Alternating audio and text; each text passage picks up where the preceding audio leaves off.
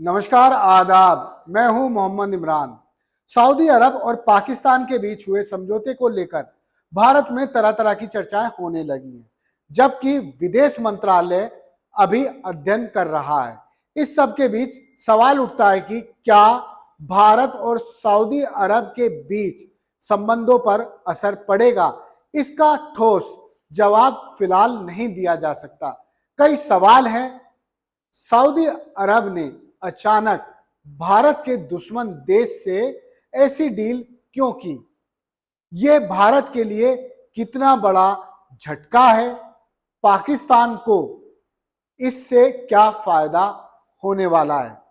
Saudi अरब और पाकिस्तान के बीच defence deal कैसे हुई? सऊदी अरब ने पाकिस्तान से अचानक इतनी बड़ी डिफेंस डील क्यों कर ली? ये सभी सवाल हैं जिनके जवाब फिलहाल मिलने चाहिए।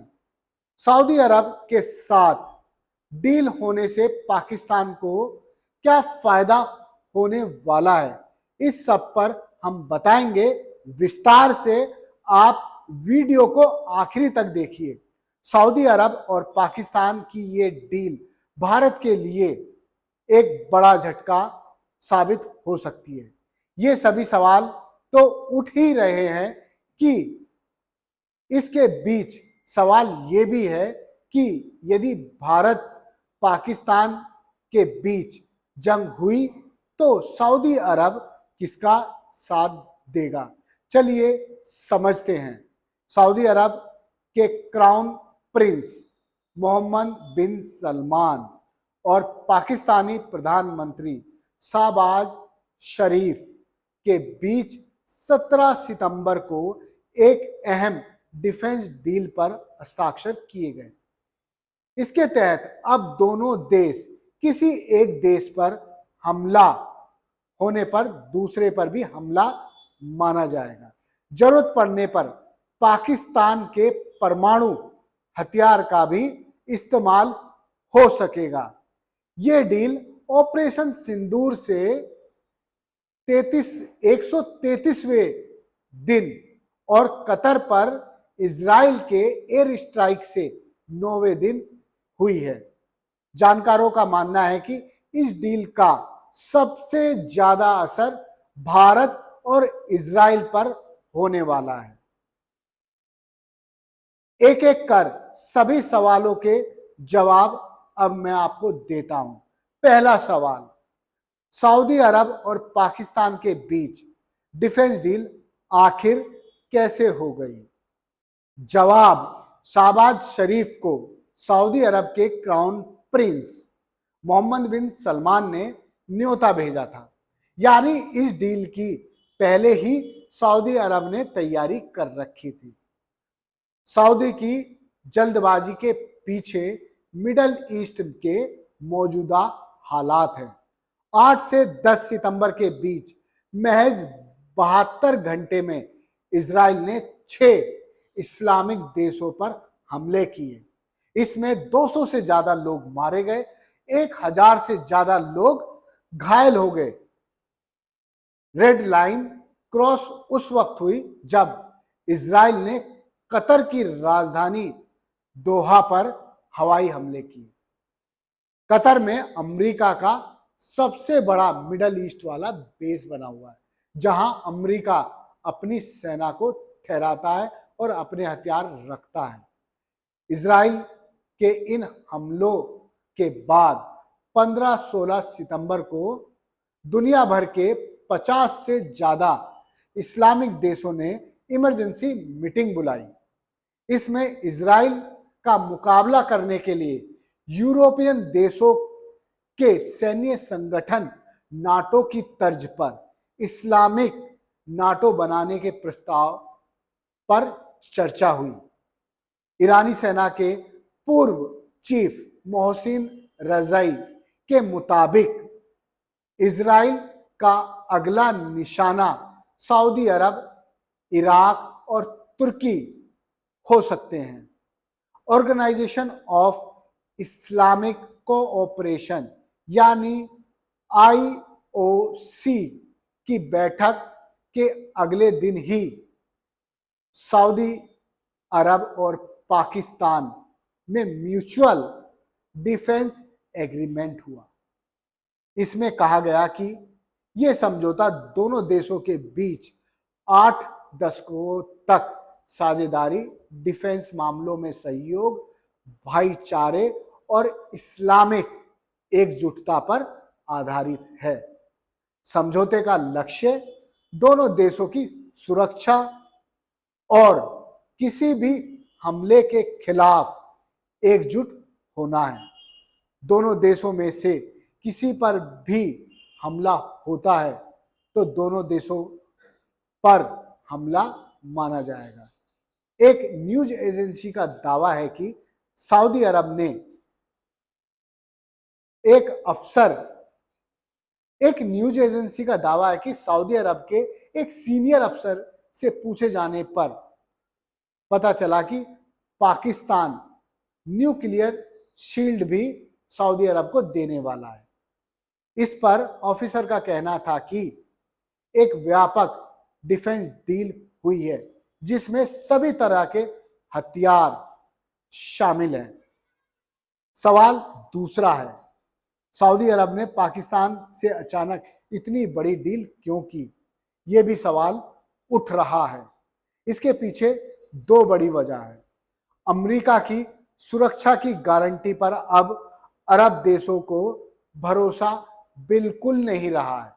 कतर जैसे देश को अमेरिका की सुरक्षा गारंटी मिलती है। ये देश अमेरिका से हथियार लेते हैं, बदले में अमेरिका इनको हथियार देता है, सुरक्षा का दावा करता है और इनसे कच्चा तेल लेता है। लेकिन बीते दिनों कतर पर इजरायली हमले के बाद अरब देशों को अमेरिका पर कतई भरोसा नहीं रहा। दूसरी तरफ पाकिस्तान, चीन और तुर्की आपस में अधिक भरोसेमंद हो गए हैं। सऊदी अरब का मकसद है इजराइल के खिलाफ न्यूक्लियर डिटेरेंस बनाना। तेल भंडार के चलते खाड़ी देश पैसे से पूरी तरह संपन्न है, लेकिन फिर भी इन्होंने आज तक परमाणु हथियार नहीं बनाए, क्योंकि परमाणु हमले के खतरे की स्थिति में अमेरिका इन देशों को मदद देने का पूरा वादा करता है। वहीं मिडल ईस्ट के इलाकों में इजराइल एक अकेला ऐसा देश है जिसके पास अघोषित तौर पर परमाणु हथियार है। तकनीक में भी इजराइल काफी मजबूत है। इसीलिए मिडल ईस्ट को इस वक्त चाहिए मजबूती, वो भी इजराइल के खिलाफ। ऑब्जर्वर रिसर्च फाउंडेशन में स्ट्रेटेजिक स्टडी प्रोग्राम के डिप्टी डायरेक्टर विवेक मिश्रा बताते हैं कि अभी मिडल ईस्ट में जैसे हालात चल रहे हैं, अगर इजराइल खुद को फंसता हुआ देखता है तो वो न्यूक्लियर अटैक कर सकता है। खाड़ी देशों को इसका अंदाजा है कि ऐसे में अमेरिका से न्यूक्लियर सपोर्ट नहीं मिलने वाला है। देखा जाए तो सऊदी अरब ने पहले भारत और पाक के बीच किस तरह की भूमिका निभाई है, इस पर ध्यान रखने की जरूरत है। सऊदी अरब ने पाकिस्तान की ओर झुकाव हमेशा रखा है, लेकिन भारत से भी कभी संबंध नहीं बिगाड़े। सन 1971 में भारत और पाकिस्तान युद्ध के दौरान सऊदी अरब ने भारत के मिलिट्री एक्शन को धोखा और अंतरराष्ट्रीय संधियों के खिलाफ बताया था। युद्ध के बाद जब बांग्लादेश बना तो सऊदी अरब ने उसे मान्यता नहीं दी। हालांकि 1975 में शेख मुजीबुर रहमान की हत्या के बाद सऊदी ने बांग्लादेश को एक देश के तौर पर मान्यता दे दी। सन 1977 में सऊदी अरब ने पाकिस्तान को $1 मिलियन का लोन दे दिया। बाद में इसी पैसे से पाकिस्तान ने अमेरिका से F-16 जेट विमान खरीदे। सऊदी अरब ने पाकिस्तान के न्यूक्लियर प्रोग्राम में भी मदद की। परमाणु परीक्षण की सफलता के बाद जब अमेरिका ने पाकिस्तान पर प्रतिबंध लगाए तो सऊदी अरब ने उसे हर दिन 50,000 बैरल लीटर तेल देने की घोषणा कर दी। 1999 कारगिल युद्ध, इस दौरान सऊदी अरब ने तत्कालीन रक्षा मंत्री प्रिंस अब्दुल अजीज अल सऊद पाकिस्तान की यात्रा करते हैं और पाकिस्तान के परमाणु और मिसाइल ठिकाने देखने पहुंचते हैं। यह पहली बार था जब किसी विदेशी नेता ने पाकिस्तान के इन ठिकानों का दौरा किया था। ऑपरेशन सिंदूर के दौरान सऊदी अरब ने अपने विदेश राज्य मंत्री अदेल अल जुबैर को भारत और पाकिस्तान भेजा। सऊदी ने इस दौरान दोनों देशों में शांति स्थापित करने की कोशिश इस यात्रा को करार दिया। मदद जरूर देगा। सऊदी के पास अमेरिकी डिफेंस तकनीक है, वह इस डिफेंस तकनीक को पाकिस्तान को मुहैया करा सकता है। दरअसल पाकिस्तान को बहुत ज्यादा फायदा हो रहा है। एक तरफ तो पाकिस्तान को सऊदी अरब पैसे से मदद कर रहा है, तो दूसरी तरफ पाकिस्तान को अमेरिका की तकनीक भी ट्रांसफर कर सकता है। ये सब फायदा हो रहा है पाकिस्तान को, लेकिन सऊदी अरब भी अपना सुरक्षा कवच चाहता है। ऐसे में सुरक्षा कवच इस्लामिक देशों को एकजुट करने के बाद ही मिल सकता है। पाकिस्तान की डूबती इकोनॉमी, अस्थिर राजनीति, आतंकवाद को बढ़ावा देने के चलते इस वक्त दुनिया में वो अलग थलग है। लेकिन अचानक से सऊदी अरब के साथ समझौते के बाद पाकिस्तान बेहद प्रासंगिक हो गया है।